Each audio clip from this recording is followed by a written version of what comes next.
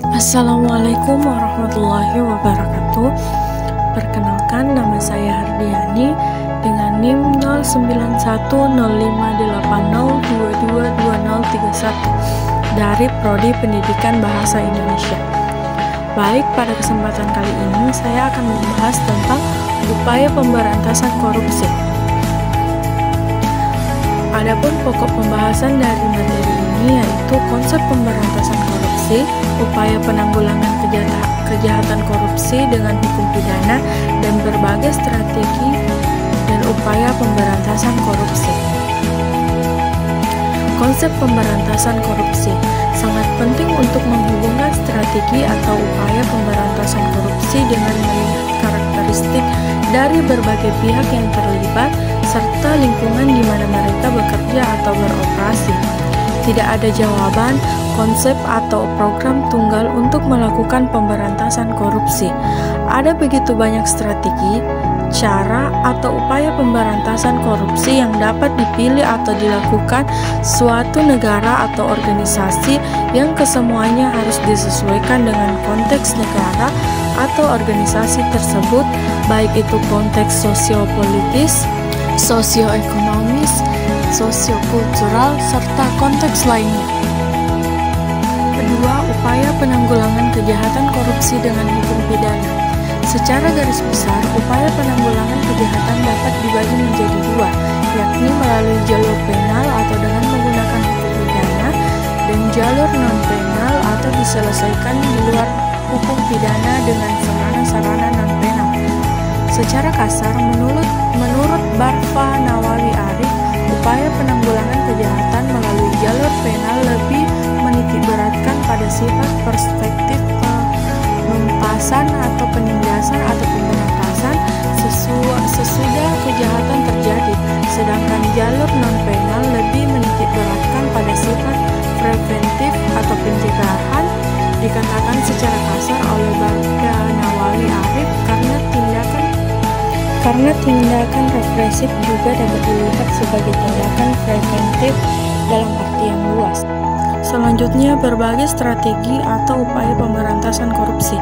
1. Pembentukan lembaga korupsi terbagi atas 6, yakni pertama, lembaga politik seperti partai politik, baik yang bertugas maupun tidak.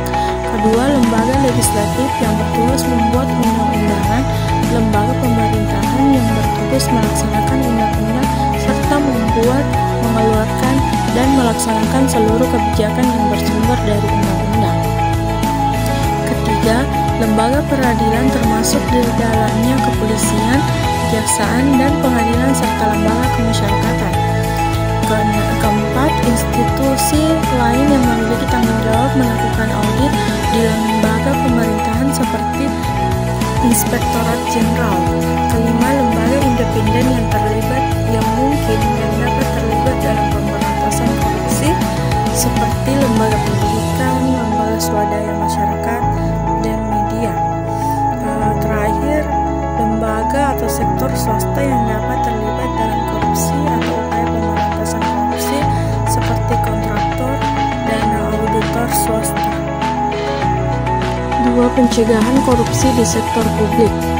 Satu cara untuk mencegah korupsi adalah dengan mewajibkan pejabat publik untuk melaporkan dan mengumumkan jumlah kekayaan yang dimiliki baik sebelum, saat, maupun sesudah menjabat.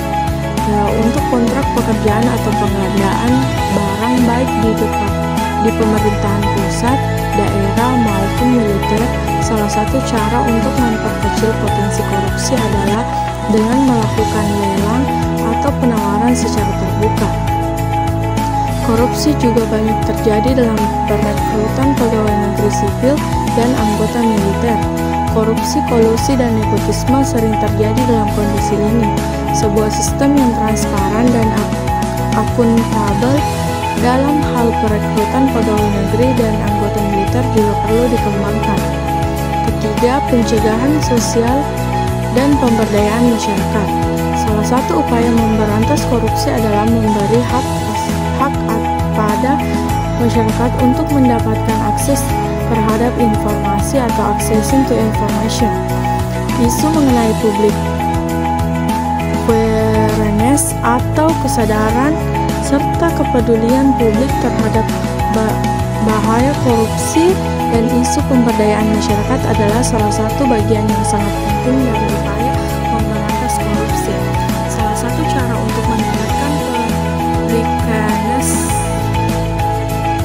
adalah dengan melakukan kampanye tentang bahaya korupsi. Salah satu cara untuk ikut memberdayakan masyarakat dalam mencegah dan memberantas korupsi adalah dengan menyediakan sarana bagi masyarakat untuk melaporkan kasus korupsi. Selanjutnya, pembuatan berbagai instrumen hukum yang mendukung pencegahan dan pemberantasan korupsi. Untuk mendukung pencegahan dan pemberantasan korupsi, tidak cukup hanya mengandalkan satu instrumen hukum, yaitu Undang-Undang Pemberantasan Tindak Pidana Korupsi.